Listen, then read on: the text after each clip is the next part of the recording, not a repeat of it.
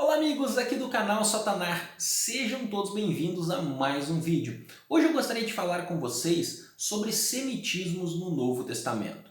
Bom, antes de eu começar a falar, eu preciso pedir a você que você assista esse vídeo até o final, para não ficar apenas com parte daquilo que eu irei dizer e tomar conclusões precipitadas, certo? Bom, dito isso, comecemos então ao que nós vamos tratar hoje. Amigos, eu fiz uma entrevista há poucos dias atrás com o professor Milton Torres, onde o professor Milton Torres, em um dado momento, manifestou o seu ceticismo no que tange o número exacerbado de semitismos que se via no Novo Testamento anteriormente. O que acontece? A partir dessa fala do professor Milton Torres, a partir do professor Milton Torres ter falado que ele era cético em relação aos semitismos do Novo Testamento, muitas pessoas concluíram que o professor Milton Torres acredita que não exista semitismos no Novo Testamento, certo? Aqui nós precisamos entender uma coisa. Primeiro, que a fala do professor Milton Torres ela precisa ser entendida dentro de todo o seu contexto. Quando o professor Milton Torres desenvolve o seu pensamento, fica claro e evidente ali que ele não está negando que exista semitismos no Novo Testamento. O que ele não aceita é que ele não acredita que existe a quantidade exacerbada de semitismos que antes era acreditada por muitos autores. É isso que ele não acredita, mas em nenhum momento ele nega que existam semitismos no Novo Testamento. Isso precisa ficar muito claro. E diga-se de passagem aqui, me permitam fazer uma digressão antes de avançar. Eu fico preocupado com a dificuldade que as pessoas têm de interpretar aquilo que é falado. Isso me preocupa também porque isso acaba se estendendo para aquilo que está escrito. Ou seja, se a pessoa tem dificuldade de entender aquilo que é falado, quem dirá o que quando ela vai ler um texto escrito? Vou citar um exemplo aqui. O professor Emanuel Tove teve há poucos meses aqui no Brasil e ele fez uma palestra. Em um determinado momento, fez-se uma pergunta para ele se ele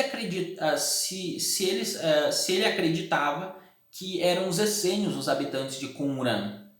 E colocaram para ele ali que a doutora Rachel Elior, que é uma professora da Universidade Hebraica de Jerusalém, acreditava que não eram os essênios.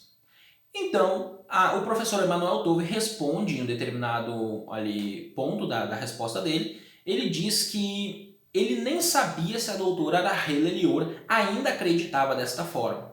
A partir dessa fala do professor Emanuel Tove, muitas pessoas concluíram que a doutora Rachel Elior não acreditava mais que não eram os essênios que habitavam a comunidade do Mar Morto ali, que formavam a comunidade do Mar Morto. Então veja, algumas pessoas têm uma grande dificuldade de interpretar aquilo que é dito. E isso, como eu estava dizendo, me preocupa. Se a pessoa tem dificuldade em interpretar aquilo que se está se falando de forma clara e objetiva, imagine aquilo que é escrito, um texto escrito. Feita esta digressão, amigos, nós precisamos entender o seguinte: de fato existem semitismos no Novo Testamento, tá bom? Existem semitismos no Novo Testamento e o pensamento judaico também existe no Novo Testamento. Então, eu vou dar dois exemplos aqui. Inclusive, uma das obras que eu gostaria de citar aqui com vocês é essa obra aqui de um grande erudito em Novo Testamento, que é o Joaquim Jeremias, certo? Vou citar aqui o Joaquim Jeremias, quando ele vai falar sobre os semitismos, os hebraísmos no Novo Testamento, certo? E depois, na sequência, eu vou citar o Brad Young, porque eu quero lidar com duas questões com vocês. Nós temos que pensar que semitismos no Novo Testamento, eles se dão no nível linguístico e também no pensamento, certo? O pensamento judaico por detrás de uma argumentação, por detrás de um texto, e isso você vai entender de forma claramente. Vamos começar pela questão linguística. Eu vou citar o Joaquim Jeremias aqui, tá? Aonde ele vai dizer o seguinte, ó, tá? Ele vai dizer o seguinte na página 32. Abre aspas. As palavras de Jesus transmitidas pelos sinóticos apresentam-se na roupagem de um grego koiné, de traços semíticos, ainda que no ambiente helenístico se deva ter considerado este colorido semítico como carente de beleza e necessário de melhoria. A tradição como um todo se comportou muito discretamente na helenização das palavras de Jesus. Essa reserva nascia do respeito para o Kyrios, para o Senhor. Fica evidente, especialmente no caso de Lucas, no qual os ditos com traços semíticos se destacam notoriamente dentro do quadro de grego apurado que os envolve. Ele continua dizendo assim na página 33. Deve-se dizer ainda, mais precisamente, que a língua materna de Jesus é o dialeto galileu-aramaico ocidental, pois as analogias linguísticas mais aproximadas das palavras de Jesus se acham em textos populares aramaicos do Talmud e dos Midrashim, originários da Galileia. A fixação por escrito desses textos só se deu entre os séculos 4 e 6 depois de Cristo, mas há muita probabilidade de que já no tempo de Jesus o aramaico usado no dia a dia na Galileia se distinguia do aramaico judaico do sul da Palestina, por sua pronúncia, por suas várias variações lexicais, por suas imprecisões gramaticais e por um menor fluxo por parte da linguagem da escola rabínica. Então esse é um ponto interessante, inclusive no Talmud você vai encontrar uma restrição, ele fala aqui um pouco da diferença, né, da pronúncia da Galileia, do aramaico da Galileia e do aramaico da Palestina. E isso de fato acontecia porque você vê isso na tradição judaica. Há passagens no Talmud onde se há restrição em aceitar um galileu ler um texto no sábado de manhã. Isso é claro que isso parece não se aplicar como regra geral, porque nós vamos ver galileus lendo em alguns momentos. Mas há ali uma indicação para que galileus não lessem no sábado pela manhã na sinagoga, pelo fato de a pronúncia deles não ser a melhor, certo? E aí o Joaquim Jeremias ele vai citar aqui várias palavras aramaicas, certo? Várias palavras aramaicas nas páginas 34 e 36 que Jesus usava, como av, né? Aba, né? Que seria ave em hebraico, aba em aramaico, pai, atá, né? Vir, Beel, Senhor, Elá, Deus, tá? Aná, eu, bar, filho, de, que, né? Geena, e assim várias outras palavras que Jesus usava e também expressões. Eu não vou ficar citando tudo para não ficar denso, tá bom? O Joaquim Jeremias ainda diz o seguinte: além das frases e palavras mantidas na língua original, há muitas palavras em cujo fundo se percebe o teor verbal aramaico. Entre estas acham-se expressões que são idiomáticas no aramaico, mas estranhas no hebraico e no grego, aramaísmos.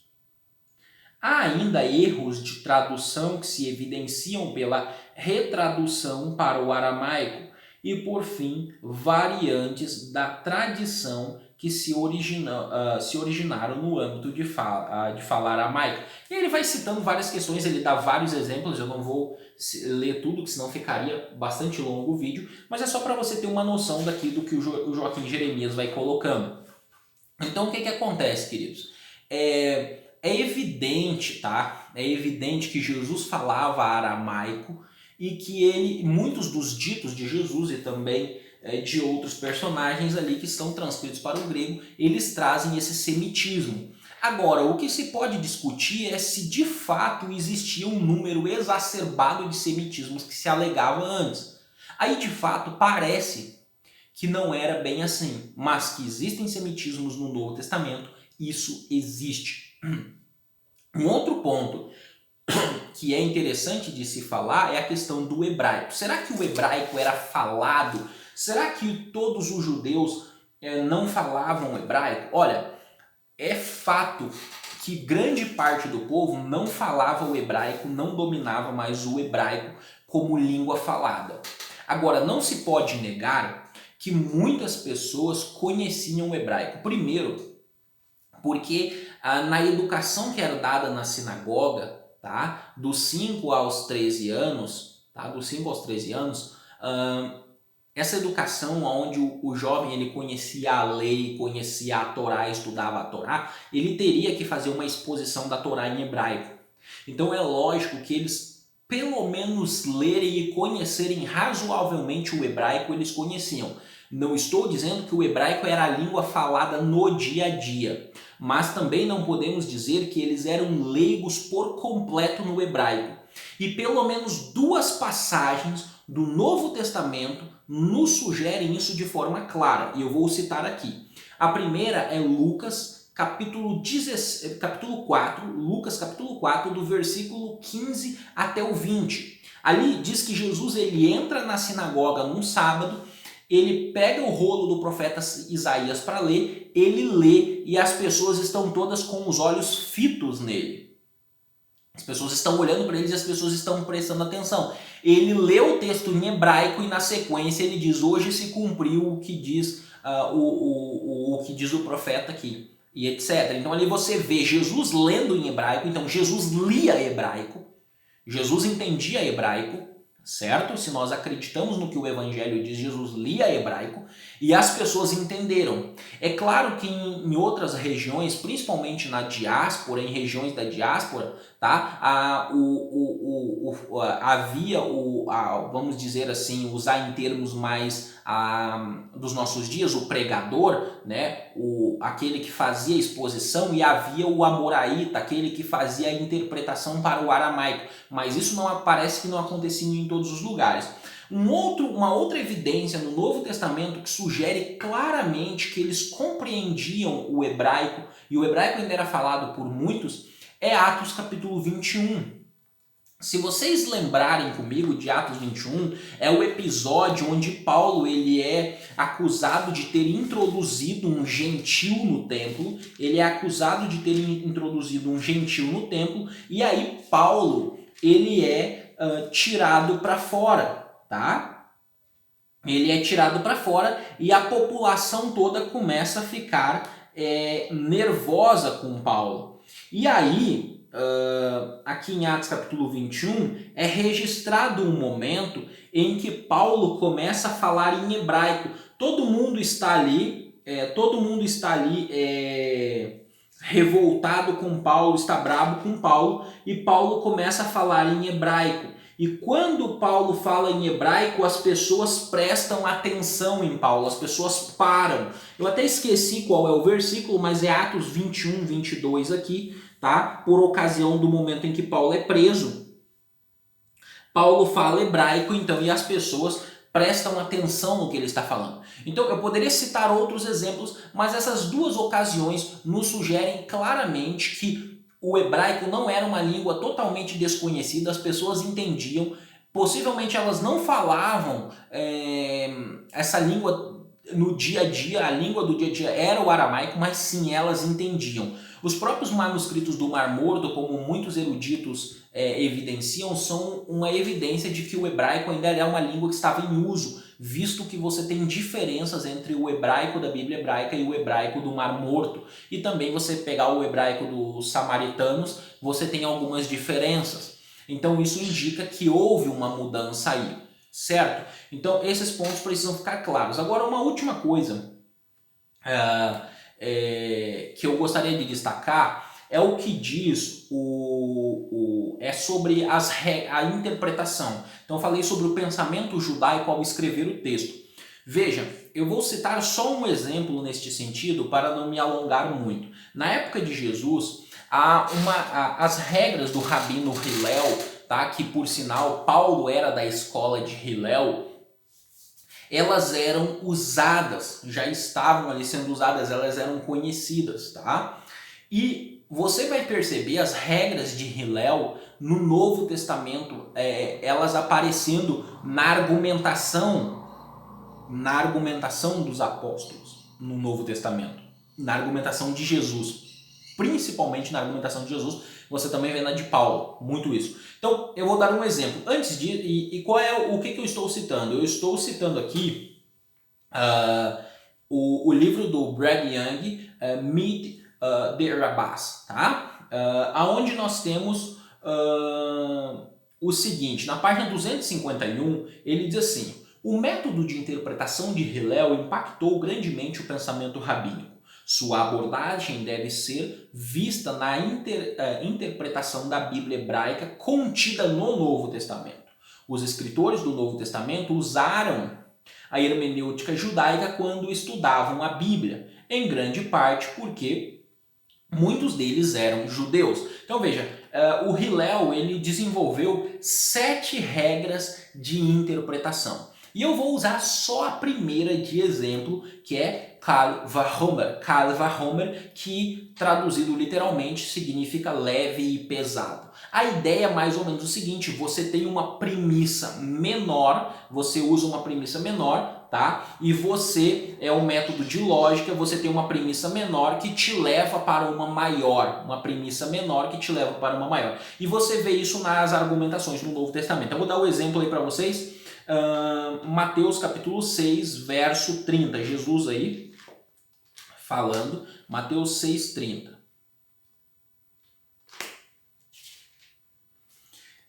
Onde nós temos assim: ora, se Deus veste assim a erva do campo, que hoje existe e amanhã é lançado no forno, quanto mais vós outros, homens de pouca fé. Então veja, aqui você tem Jesus dialogando com o pessoal ali. Jesus usa aqui o Kal Vachomer, tá?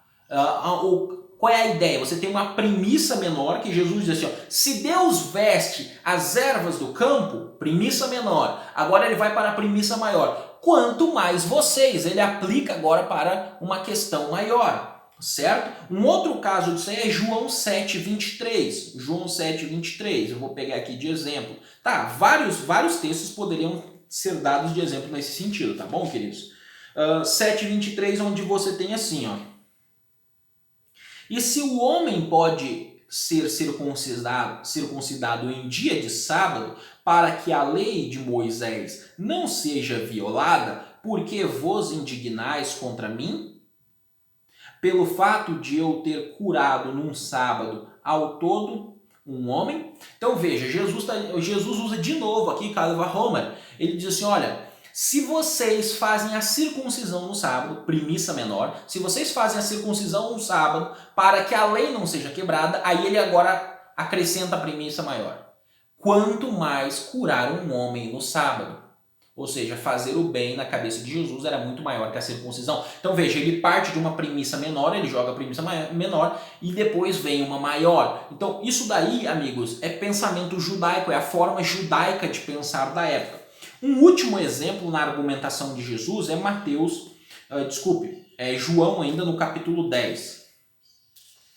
Verso 34 a 36, onde tem assim, aquela situação onde Jesus disse que ele era filho de Deus e eles queriam apedrejar Jesus, né? Então diz assim: replicou Jesus, verso 34, replicou Jesus: não está escrito na vossa lei, eu disse, sois deuses? Se ele chamou deuses aqueles a quem foi dirigida a palavra de Deus, e a escritura não pode falhar, então, daquele a quem o Pai santificou e enviou ao mundo, dizeis, tu blasfemas, porque declarei, sou filho de Deus? Então, o que acontece? O que Jesus faz? Jesus, premissa menor, se a Escritura diz, vós sois deuses, para aqueles que receberam a Escritura, aí ele agora vai para a premissa maior. Quanto mais para o Filho de Deus. Então, como que vocês estão me acusando de blasfêmia? Então veja, Jesus ele usa uma forma de pensar judaica, uma forma lógica de argumentar judaica para contrapor os seus próprios ali interlocutores, certo? Então veja, você tem então semitismo. Primeiro que eu gostaria de destacar que você tem o semitismo linguístico e você também tem esse pano de fundo judaico, a mentalidade judaica na hora de argumentar, na hora de falar e etc, certo? Então nós não devemos também nos apegar somente em questões linguísticas, palavras. Nós temos que pensar que eles eram judeus, pensavam como judeus, falavam como judeus e argumentavam como judeus. E isso aparece nas páginas do Novo Testamento. Nesse simples exemplo que eu dei para vocês, eu poderia pegar 7 regras de Hillel aqui e ficar 1 hora dando exemplo para vocês dos usos das 7 regras de Hillel dentro das páginas do Novo Testamento. Certo? Mas creio não ser necessário, eu creio que vocês são inteligentes o suficiente e conseguiram perceber toda a questão aqui que foi colocada, certo?